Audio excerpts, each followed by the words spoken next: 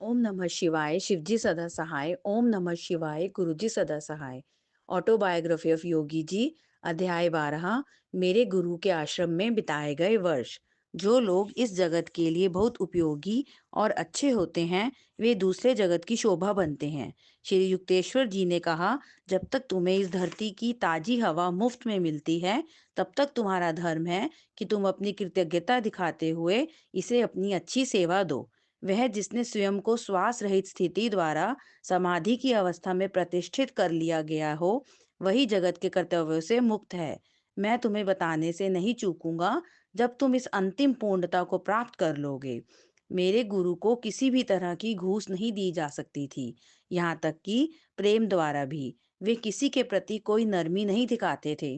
मेरी तरह चाहे उसने भी अपनी इच्छा से उनका शिष्य बनना स्वीकार किया हो, चाहे मैं और मास्टर अकेले हों या अन्य शिष्यों से घिरे हुए, मेरे साथ वे हमेशा सीधी और स्पष्ट बात करते और कड़ाई से फटकारते भी थे। थोड़ी सी भी चूक या थोड़ी सी भी विसंगति होने पर उनकी डांट से बचना असंभव था। इस तरह की डांट को सहन करना बहुत मुश्किल था, लेकिन मैंने तय कर लिया था कि श्री युक्तेश्वर जी के द्वारा अपने हर मानसिक विकार को सीधा करवा लूंगा। जब इस विराट परिवर्तन को सही करने में मेरे गुरुदेव अथक प्रयास करते और उस समय मेरे ऊपर अनुशासन के हथौड़े पड़ते, तब मैं तिलमिला उठता था। यदि तुम्हें मेरे शब्द अच्छे नहीं लगते, तो तुम यहाँ से कभी भी जाने के लिए आजाद हो। उन्होंने मुझे आश्वस्त किया, मैं तुमसे कुछ नहीं चाहता, केवल तुम्हारा स्वयं में सुधार चाहता हूँ। यदि तुम इससे स्वयं लाभान्वित होते हो, तो तब यहीं रहो। मेरे झूठे अभिमान को तोड़ने के लिए उन्होंने जो प्रहार किए, उसके लिए मैं उनका आभारी हूँ। मुझे लगता है लाक्षणिक तौर पर वे प्रत्येक रुग्ण दांत को ढूंढ ढूंढ कर उस पर सटीक प्रहार कर निकाल रहे थे। उसके लिए मैं किन शब्दों में उन्हें अपना आभार प्रकट करूं? ऐसे शब्दों का शब्दकोश में अभाव है। मनुष्य का अहंकार जो उसमें फूट फूट कर भरा हुआ है, उसे केवल निष्ठुर प्रहार द्वारा ही उखाड़ा जा सकता है। इसके जाते ही दिव्य शक्ति अर्थात ईश्वर का मार्ग बिना किसी रोक टोक के सुगम हो जाता है। अन्यथा स्वार्थ के कारण पत्थर रूपी हृदय में घुसने का ईश्वर का प्रयास बेकार हो जाता है। श्री युक्तेश्वर जी का ज्ञान अंदर तक इतना भेद देता था कि दूसरा कुछ भी बोले, वे अनबोले भावों का भी उत्तर दे देते थे। मनुष्य जिसकी कल्पना करता है, वह वही सुनता है, और वक्ता जो कह रहा है, वह और जो उसने सुना, उसका आपस में दूर दूर तक कोई संबंध नहीं है। उन्होंने कहा, शांत मन से मनुष्य के उलझन भरे वक्तव्य के पीछे उसके विचारों को समझने का प्रयास करो। दिव्य अंतर्दृष्टि द्वारा प्रकट किए गए विचार सांसारिक कानों को अक्सर खराब लगते हैं। मास्टर सभी शिष्यों के बीच लोकप्रिय नहीं थे। बुद्धिमान शिष्य जिनकी संख्या कम ही होती है, वे उनके प्रति गहरी श्रद्धा रखते थे। मुझे यह कहने में कोई संदेह नहीं है कि श्री युक्तेश्वर जी भारत के सबसे लोकप्रिय गुरु होते, यदि उनकी वाणी इतनी साफ, स्पष्ट और इतनी आलोचनात्मक ना होती। जो मेरे पास शिक्षा ग्रहण करने के लिए आते हैं, उनके प्रति मैं बहुत सख्ती से पेश आता हूँ। एक बार उन्होंने मुझसे यह बात स्वीकारी, मेरा तरीका यही है, उसे स्वीकार करो या छोड़ दो। मैं इसके साथ कभी समझौता नहीं करूंगा। लेकिन तुम अपने शिष्यों के साथ बहुत दयालु रहोगे, यह तुम्हारा तरीका है। मैं केवल सख्ती की अग्नि से शुद्ध करता हूँ। उन्हें औसतन सहन शक्ति से ज्यादा तपना पड़ता है। प्रेम का सौम्य तरीका अपनाकर भी परिवर्तन लाया जा सकता है। विवेक और ज्ञान के साथ यदि कठोर और कोमल दोनों में से कोई भी तरीका अपनाया जाए, तब भी ऐसा हो सकता है। यदि इसका उपयोग बुद्धिमता से किया जाए, तुम बाहर विदेश में जाओगे, वहां किसी के अहम पर चोट करना अच्छा नहीं समझा जाता। एक शिक्षक तभी पश्चिमी देशों में भारत का संदेश फैला सकता है, यदि उसके पास वहाँ के लोगों के स्वभाव के अनुरूप धैर्य और सहनशीलता होगी। मैं यह बताना नहीं चाहता कि अमेरिका में कितनी बार गुरुदेव द्वारा कहे गए शब्दों की याद मेरे मन में ताजा हुई। मेरे गुरु की बेबाक स्पष्टता के कारण भले ही पृथ्वी पर बड़ी संख्या में शिष्य नहीं बने, उनकी आत्मा आज भी इस विश्व में मौजूद है। उनके सच्चे शिष्यों के द्वारा दिए जाने का क्रिया योग और अन्य उनकी शिक्षाओं के अध्ययन के माध्यम से उनके निरंतर बढ़ते शिष्यों से आज भी उनका ज्ञान जीवित है। उन्हें मानव जाति की आत्मा पर इतना अधिक अधिकार है जितना अधिकार सिकंदर ने अपने स्वप्न में भी भूमि पर अधिकार जमाने का सोचा ना होगा। एक दिन पिताजी श्री युक्तेश्वर जी के दर्शन करने आए। पिताजी को संभवतः उम्मीद थी कि वे गुरुदेव के मुंह से मेरी प्रशंसा सुनेंगे, लेकिन वे मेरी कमियों के बारे में लंबी फहरिस्त सुनकर स्तब्ध रह गए। मेरे गुरु की आदत थी कि अपने शिष्य के साधारण और नगण्य त्रुटियों को भी बड़ी गंभीरता से सुनाते थे। मेरे पिताजी मुझसे मिलने दौड़ पड़े। तुम्हारे गुरु के कथन से मुझे लगा कि तुम पूरे नकारा बन गए हो। पिताजी ना रोक सकने और ना ही हंसने की स्थिति में थे। श्री युक्तेश्वर जी की मुझसे इस बात की नाराजगी थी कि उनके सौम्य संकेत को अनदेखा करते हुए मैं एक शिष्य को आध्यात्मिक मार्ग की ओर ले जाने का प्रयास कर रहा था। मैं तेजी से चलता हुआ अपने गुरु के पास पहुंचा। उन्होंने नजर झुकाए मेरा प्रणाम स्वीकार किया। ऐसा लगा उन्हें अपराध बोध था। ऐसा पहली बार हुआ था कि एक शेर मेरे सामने झुका था। ऐसे अद्भुत क्षण का मैंने फायदा उठाया। गुरुदेव, आपने मेरे आश्चर्यचकित पिताजी के सामने मेरी इतनी निर्ममता से बुराई क्यों की? क्या यह सही था? मैं ऐसा फिर नहीं करूंगा। मेरे गुरुदेव की आवाज में क्षमा याचना का पुट था। मैंने तुरंत अपने हाथ पांव जोड़ दिए। मैंने तुरंत अपने हाथ पांव छोड़ दिए। मैं निशस्त्र हो गया था। इतने महान महापुरुष ने कितनी शीघ्रता से अपनी भूल स्वीकारी। यद्यपि फिर कभी उन्होंने मेरे पिताजी का मनोबल कम नहीं किया। मास्टर ने लगातार जब उनका मन होता मुझे प्रताड़ित करना जारी रखा। नए शिष्य अक्सर श्री युक्तेश्वर जी जब दूसरों की आलोचना कर रहे होते तो उसमें बढ़ चढ़कर साथ देते, जैसे गुरु की तरह बुद्धिमान और ज्ञानी हो। लेकिन जो आक्रमण करता है उसे अपनी सुरक्षा व्यवस्था का पक्का इंतजाम भी करना चाहिए। गुरुदेव ने जैसे ही अपने तरकश के तीर उनकी दिशा में छोड़े, वे सब रॉकेट की तरह उड़नछू हो गए। आलोचना का हल्का स्पर्श भी उनके बिदक जाने वाली संवेदनशील आंतरिक दुर्बलताएं शरीर के उन व्याधिग्रस्त हिस्सों की तरह हैं जो जरा सा हाथ लगने पर बिदक जाते हैं। यह शब्द उन भगोड़ों पर अपनी प्रतिक्रिया देते हुए कहते थे। कुछ ऐसे शिष्य भी होते हैं जिसके मन में अपनी पूर्व निर्धारित गुरु की कल्पना होती है, जिसके आधार पर वे गुरु के शब्दों और कार्यों को मापते हैं।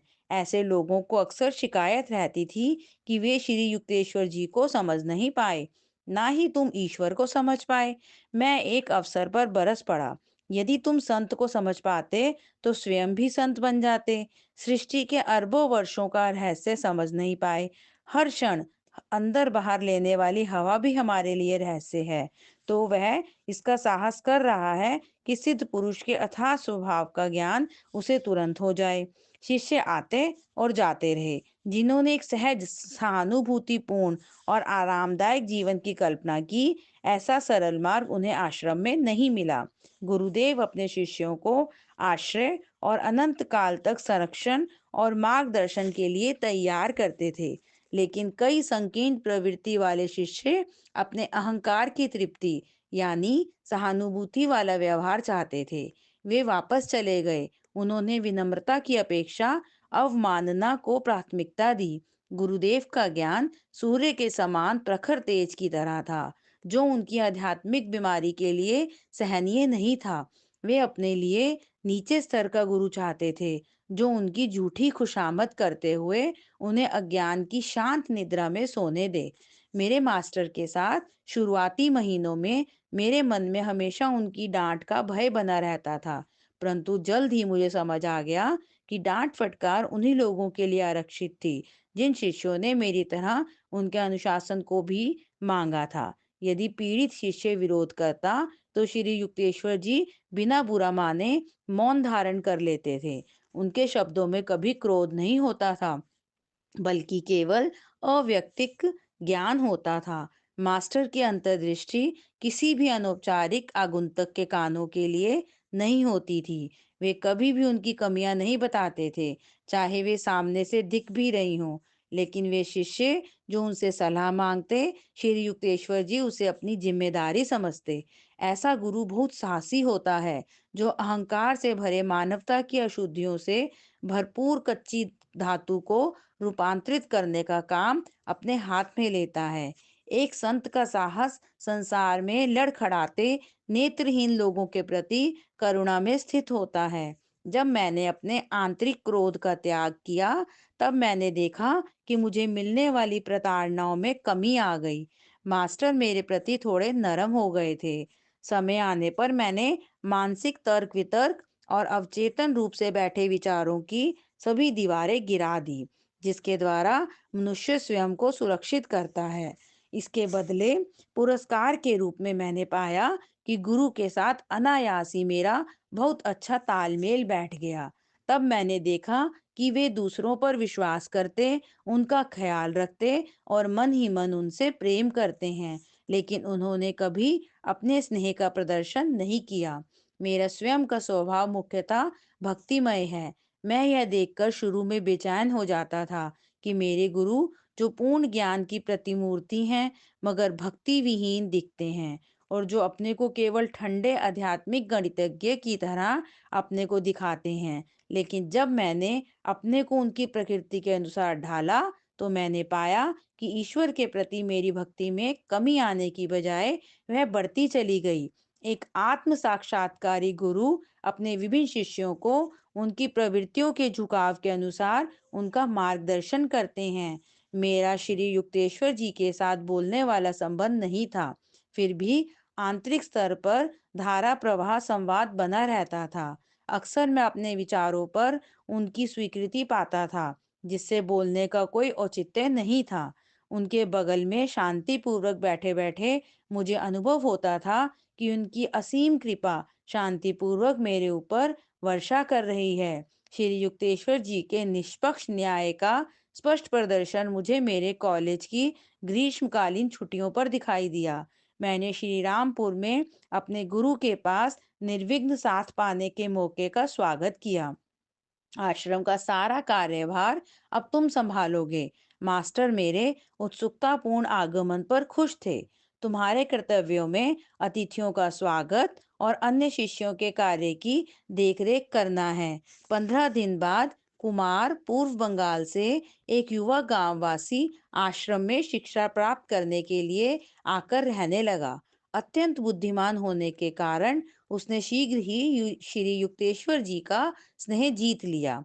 किसी कारणवश मास्टर उस नए शिक्षार्थी के प्रति बहुत उदार थे।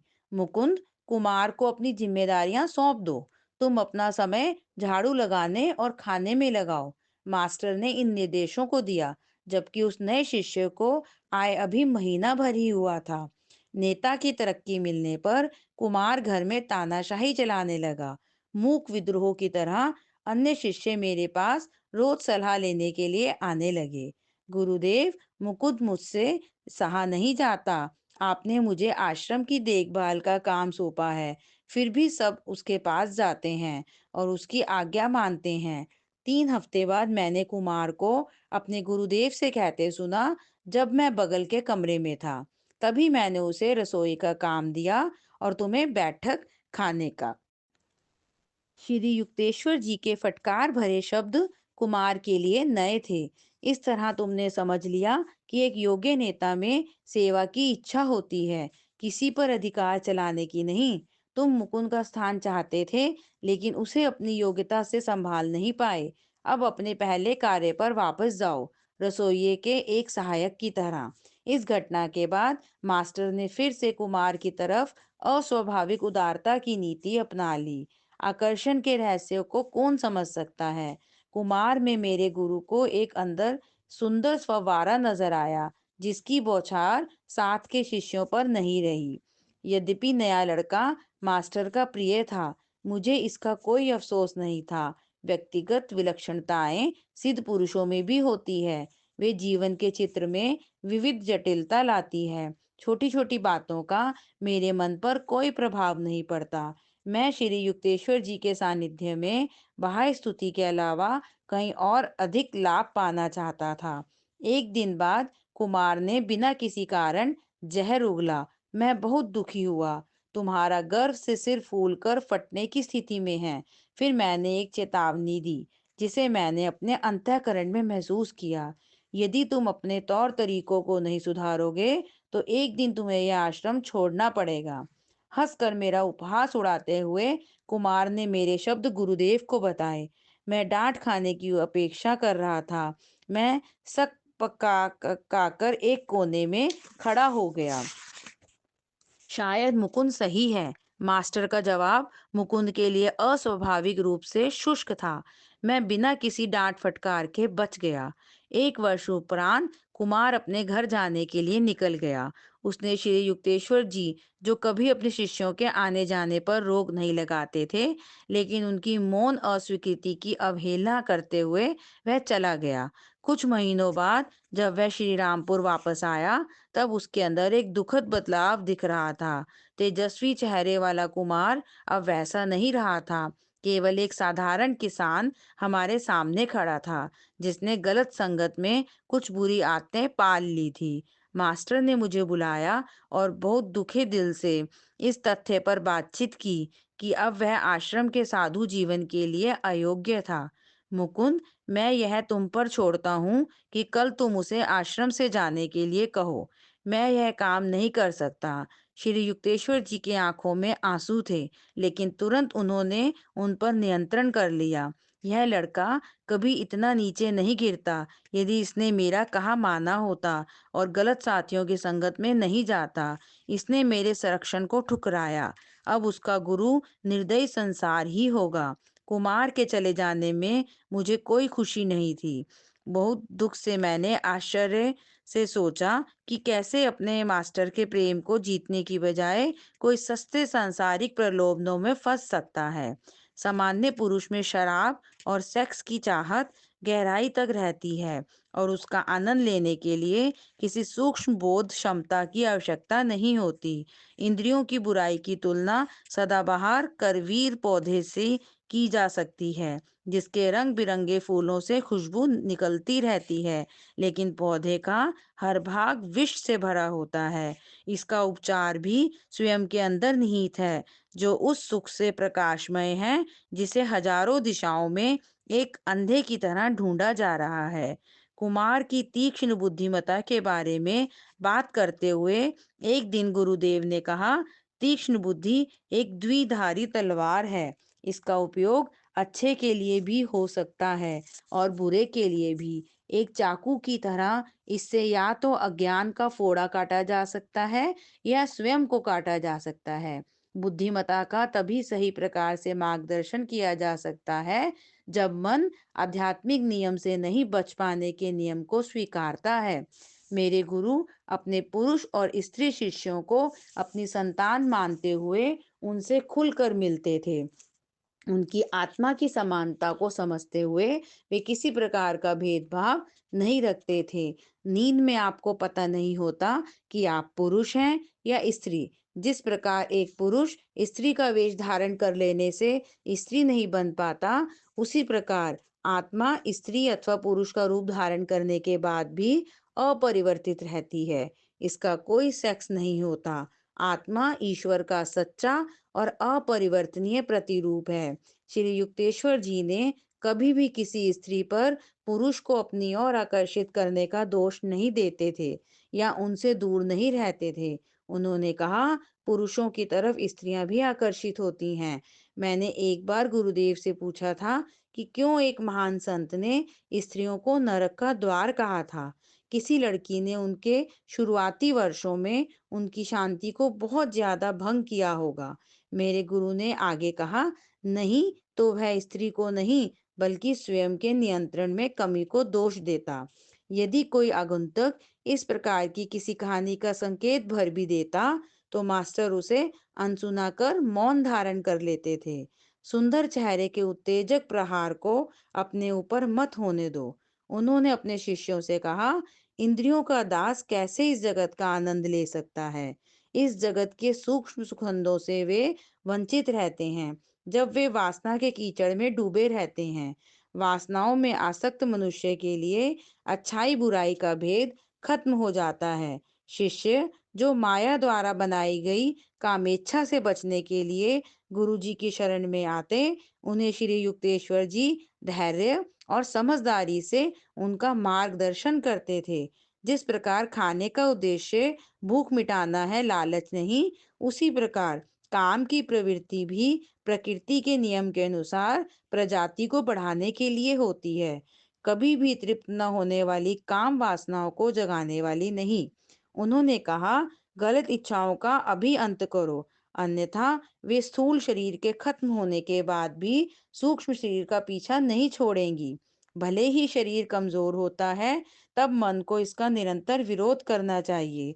यदि आकर्षण आपका पीछा पूरी शक्ति के साथ करता है, तो इसे अपनी दृढ़ इच्छा शक्ति और बिना किसी लगाव के आत्मनिरीक्षण द्वारा इस पर विजय पानी चाहिए। हर प्रकार की प्राकृतिक वासना पर